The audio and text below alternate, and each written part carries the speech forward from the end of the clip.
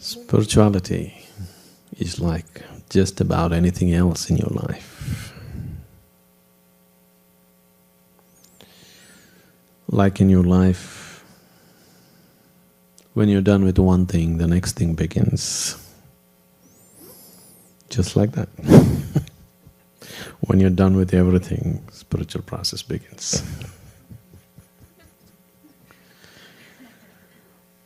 When you, like for example,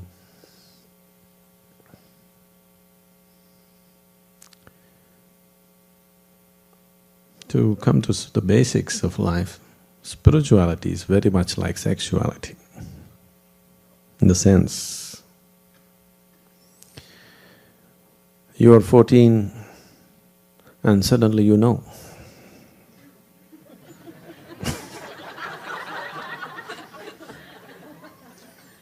Suddenly all those little things that meant a world to you as a child, the teddy bear is in the dustbin, you know, the teddy bear goes to the trash can and all the childish games disappear.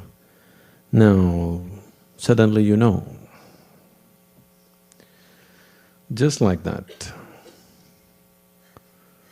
when a certain awareness arises in you, suddenly you know that little games don't satisfy you anymore. When you became 14, you thought what you were doing till then were petty things. Suddenly you know the big thing. When that big thing becomes a petty thing, now you're spiritual.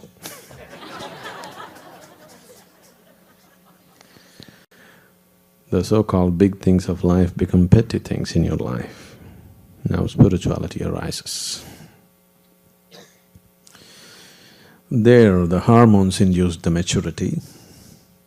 Here it's only awareness which can induce this maturity. When you have the awareness to see yourself through the various activities of life, the various compulsions of life, the various longings of life, as simply an endless rigmarole which doesn't really lead you on to anything in particular. You're at it for 50, 60 years and it doesn't move you an inch from anywhere to anywhere. Either you go through it and realize it on your deathbed, or as you begin it, or when you're into it, you realize it, when you still have time on your hands. So, the spiritual process has to begin somewhere. But the longing to go beyond the limitations in which you live is always there. Every little thing in our lives, when we are into it, it seems like it's everything, isn't it so? Every little thing in our lives. From eating what we want, to doing what we want, to relationships and all those things. When we are into it, it looks like it's the end-all of life. It means so much. If we raise a little above that and look at it, suddenly they all become such petty things, you even wonder, why the hell am I in this? So when this question begins to arise, why am I in all these little things stuck like this? Then the spiritual process has begun. Unfortunately for most people, they endure their spirituality unconsciously. I say endure because when you unconsciously seek the highest truth, it's going to put you through all kinds of nonsense in your life. You really have to have a great endurance because it'll put you through the You know everything, through a big breakfast to a shopping mall to marriage, through this and that and everything because you're unconsciously seeking some kind of fulfillment. After all, everybody is seeking fulfillment, isn't it? Either consciously or unconsciously is the only difference. When we say seeking the truth, see, truth is not a conclusion. Truth is not somewhere you go. It's not a destination. It is just a living experience. You cannot get to truth. You can never get to truth, but you can become truth.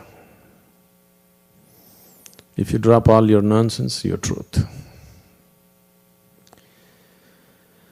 If you drop all your limitations, you are that. But you can never get there. It's not a conclusion, it's not a journey, it's not a destination to get to. It is just to become that. If you are willing to see life, experience life beyond all the limitations that you have gathered in the process of life, you are truth. Probably the English word truth creates a whole lot of misunderstanding, because if you talk about truth, you'll have to talk about untruth.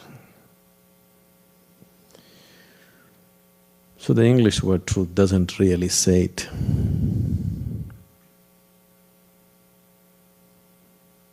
An appropriate word would be, in Sanskrit language, there is something called as Ritambara. It's called Ritambara, or if one is in that state, it's called Ritambara Prajna. One who is aware of Ritambara is Ritambara Prajna. Rit means that which is the foundation of everything. The cosmic basis of life is Rit. Whatever nonsense you believe yourself to be, fundamentally your life, isn't it? Is everybody life? Okay. Fundamentally you are life. If your life, the basis of life must definitely be somewhere accessible to you, whether it's rooted here or in the sky or in somewhere else, somewhere it must be rooted to that, isn't it? Must be connected.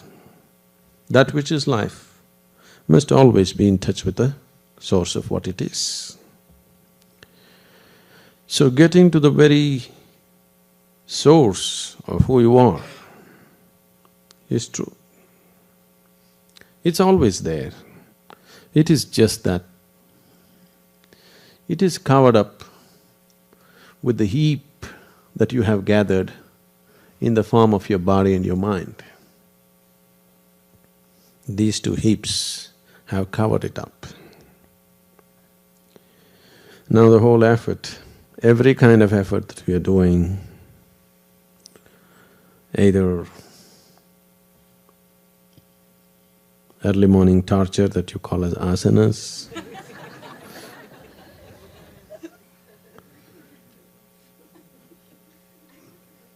for those who have never bent their body, those who spent their life on the couch, asanas definitely look like torture, isn't it?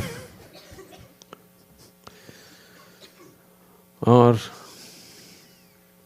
the death game of trying to hold your breath.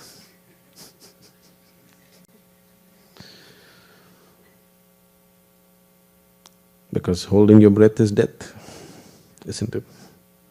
But people claim pranayams are life-enhancing.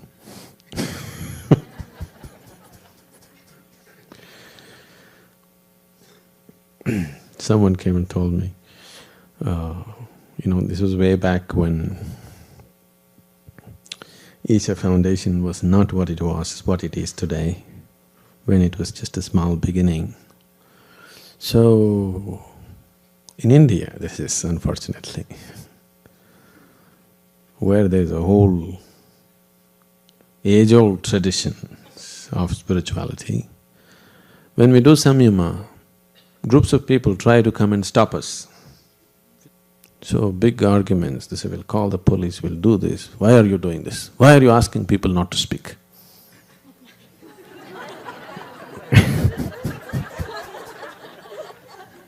You won't believe this is in India. So, one hotshot young man, God gave us mouth to speak. Why have you shut it up? I said, your God told you to blabber probably. My God told me to shut up so that he can do that speaking. All these things won't get across, you know. Because after all they want to do is physically do something to you. It starts verbally. Their intentions are very physical. It just starts verbally.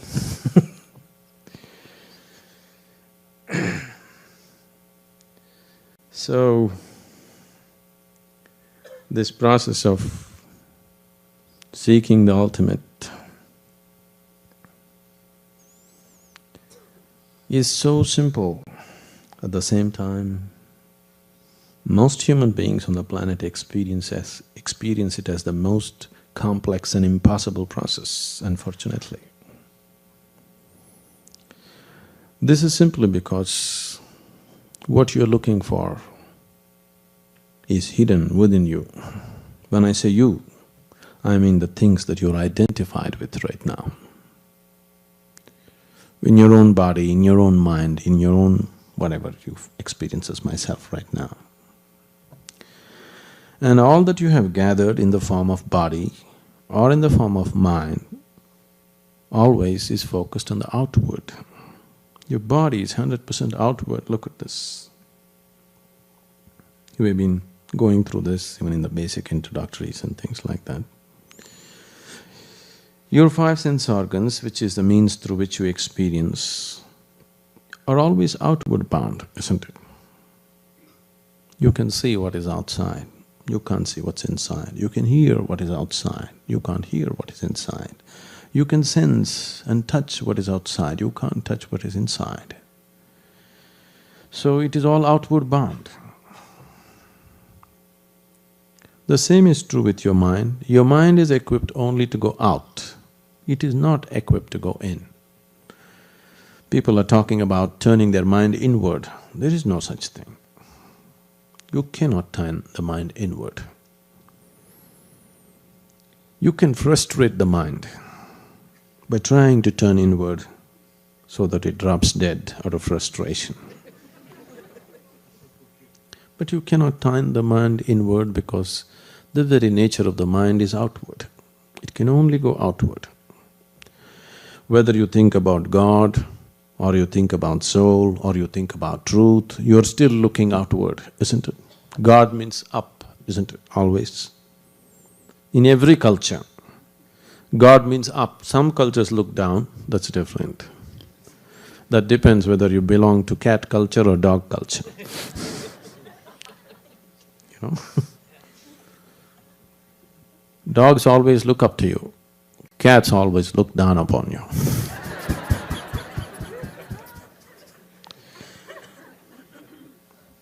You feed a dog, it looks up to you with gratitude. You feed a cat, it looks down upon you with great disdain. This is what you eat? Okay.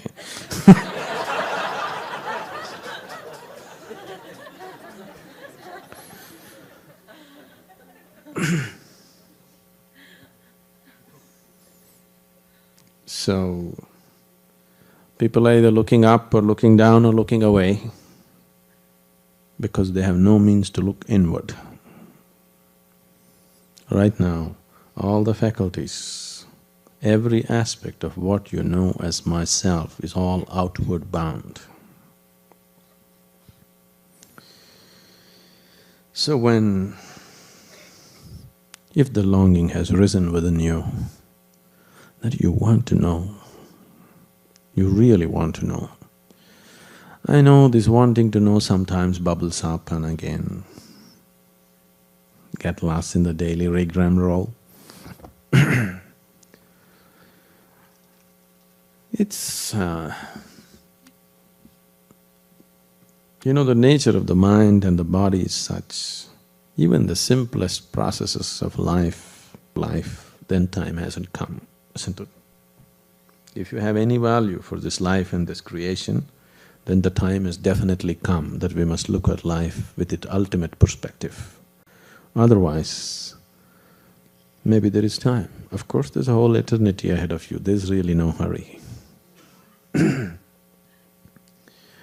If the longing arises, the longing genuinely arises in you, really, when your heart cries, wanting to know, when you know the pain of ignorance, when you really know the pain of ignorance, then a master arises. You don't have to look for him, because if your longing to know has really picked up a certain intensity within you, if the pain of ignorance has really, really gone deep into you, then he will anyway happen. People, I need to say this, I have initiated more people that I have never physically met than the people that I meet. Because people that you meet physically, there is a disadvantage, there is a handicap.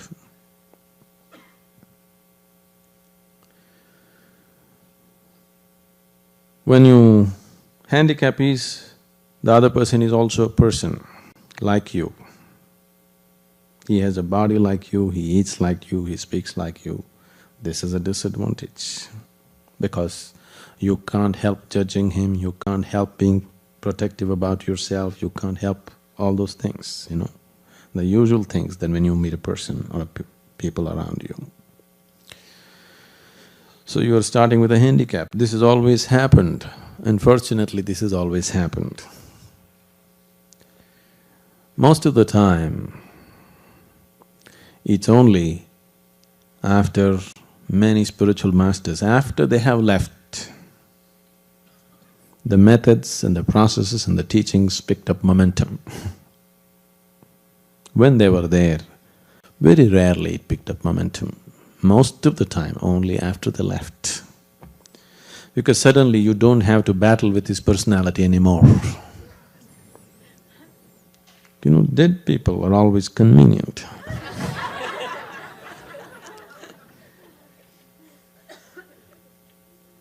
Almost all the time, that is how it has happened. Huge spiritual waves happened after the master is dead, physically dead. Because when he was physically alive, you had problems and problems and problems. It doesn't matter how much experience has happened at many moments.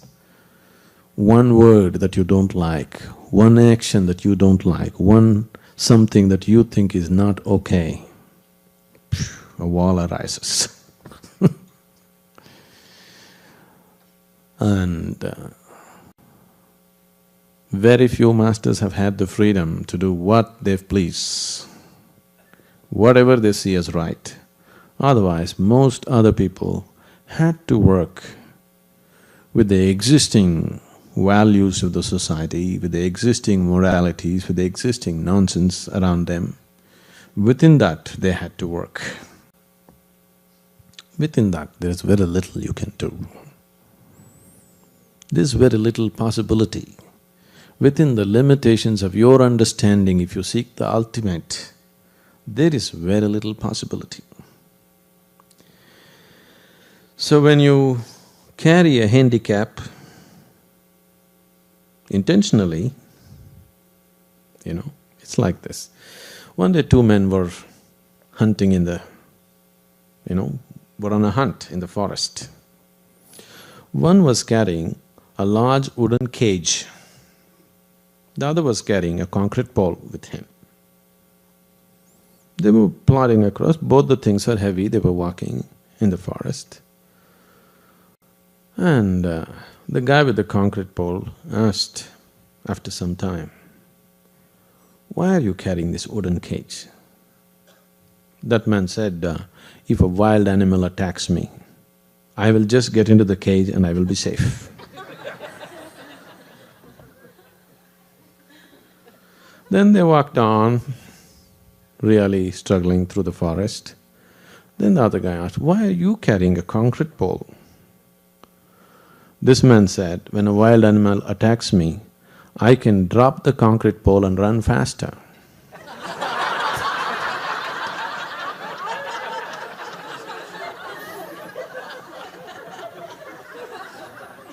So,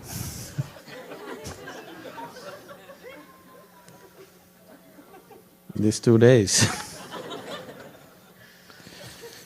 you come with a concrete pole or a cage?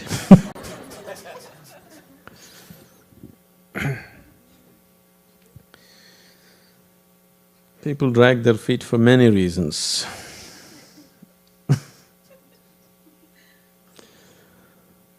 But most people are dragging their feet. It happened once on the Times Square.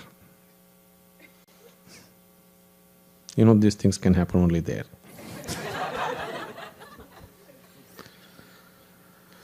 One man was walking with his right foot dragging.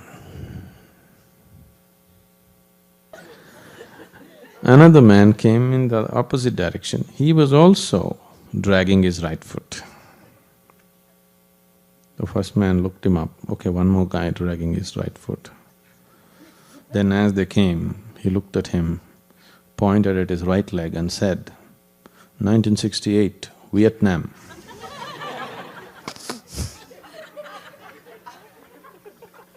The other man pointed at his right leg and said, "Dog shit, 20 feet away."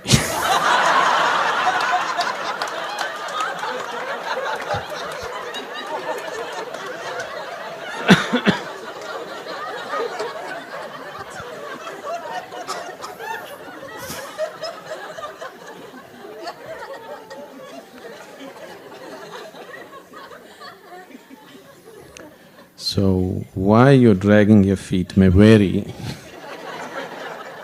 but when you're dragging your feet, you don't walk, you don't reach where you have to reach.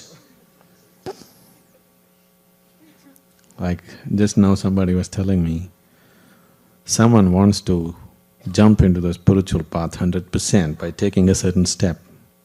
Oh, but this person is only 18, is it not too early? Can't this person do it after 2 years? Oh, in 2 years so much calamity can happen, when you're 18 to 20, how many calamities happened? In 2 years' time you can get so lost that there may be no recovery.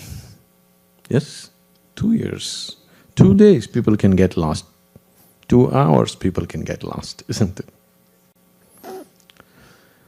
When the longing has come, if you think 2 more years or 2 more days or 2 more hours, it's gone. It's simply gone. Whatever you choose, when you're aware, alert, not entangled, when your intelligence is functioning with some sense of clarity, that's what you should go after in your life. When you're embroiled in something, when you're involved and entangled in something, your mind, your body and everything around you says something else. That's not the point. And the nature of your mind is every day it says different things, isn't it so? Because what you call as your mind has nothing to do with you. It is an accumulation that you gathered from outside. Because you gathered it in so many bits and pieces, it speaks in bits and pieces. Please see, in most minds, I would say 99.9% of the minds in the world can only speak sense in bits. Continuous dialogue is always absolute nonsense that they're talking, isn't it so? Yes? What goes on continuously in your mind is something that's happening because you're deeply entangled with something. Only in bits and pieces there are moments of sense. Because what you have gathered is from outside, and the process of gathering was always in bits and pieces. To integrate it into one whole, how much ever you try, there is no such thing. If you allow it to part, if you learn how to keep it aside, then there is a continuous stream of sense flowing from beneath the mind, from beyond the mind. But from the mind, continuous sense can never come. It can only come in bits and pieces, in flashes. These flashes can be inspiration, but can never be guidance. One flash here and there can just be an inspiration, but never a guidance. You can never depend on a light which is just on and off here and there and try to walk somewhere, isn't it? If it's on, then you could walk. On and off light can be just an inspiration to tell you, okay, there is something called light. But that light is no good, won't make a good torchlight for you, which just goes on and off at its own will, isn't it? It just tells you there is something called light, it's worth pursuing it. That's all. It cannot be a guidance, it can only be an inspiration. Sadhguruji, what's the difference between mental awareness and… awareness and mental sharpness? Can you give us some examples?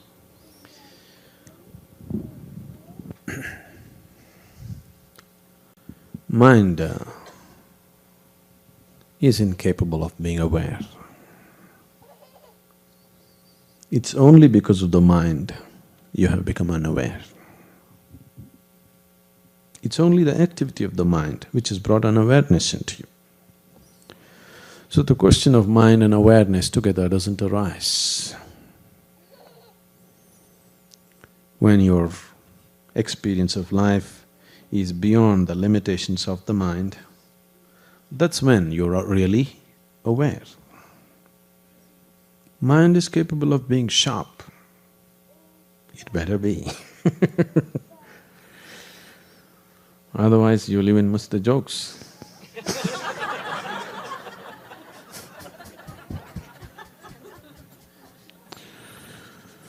When you miss the joke, you become the joke, isn't it? Let that not happen to yourself. So mind should be sharpened. But the problem with you is, the moment you have a sharp mind, you become terribly identified with it. See, if you have a no good body, you would think of bodilessness. Now you have a good body, or at least the kind of body which draws people's attention, now you are not thinking of bodilessness, you're thinking only body, isn't it? See, that's what has happened to whole cultures of people.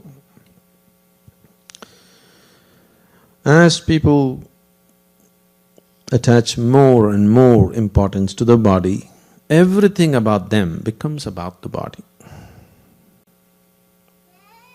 Right now, in a large way, Not completely, but in a large way, it has happened to the Western societies. Body has become the most important aspect. Now, you just see the promotional aspect. See, if you look at the advertising culture in a society, you understand what attracts people. What is the prime thing in people's minds? Because advertising is about selling. If something has to be sold, it has to appeal to you, isn't it? You take anything, something as subtle as fragrance. Fragrance is a subtle thing. But fragrance is all about sex, isn't it? Isn't it so? The kind of smells that we are talking about, the kind of fragrances that we are talking about is all about inducing sex or exciting sexuality, isn't it so? I'm talking about the advertising.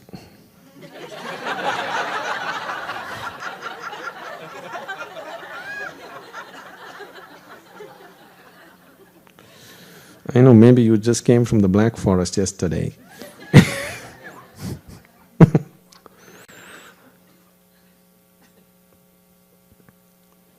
So fragrance is become a huge tool towards bodily pleasures, isn't it? The same thing, if you look at the Eastern cultures, fragrance is an important part of spiritual process. Any temple, any prayer house, any puja room, any little shrine, there is a certain kind of fragrance which is not at all about the body. Just the simple aspect of using smells, if you look at it culturally, where people are oriented, either towards the body or beyond the body, it's right there. This is so with everything. Take music. Today the modern music is on that stage they're doing everything a man and woman can do in vertical postures. With clothes on, of course. Isn't it so? It's no more about anything, it's all about physical body, isn't it? If you can sing well, you're no more a musician. You must be able to gyrate. Yes or no? So, this kind of trend, I'm not saying everything, but the major trend, I'm just using it as examples. It's not branding anybody anything. The same thing, the classical music was always about going beyond the physical limitations. When I was just mentioning some time ago, Ritambara means that which is the very source of cosmos. Rit means the foundation of the cosmos. So that which is the foundation of the cosmos includes both bad and good,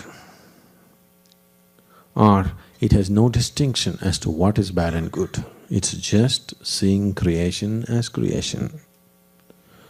It is not seeing anything as ugly or beautiful.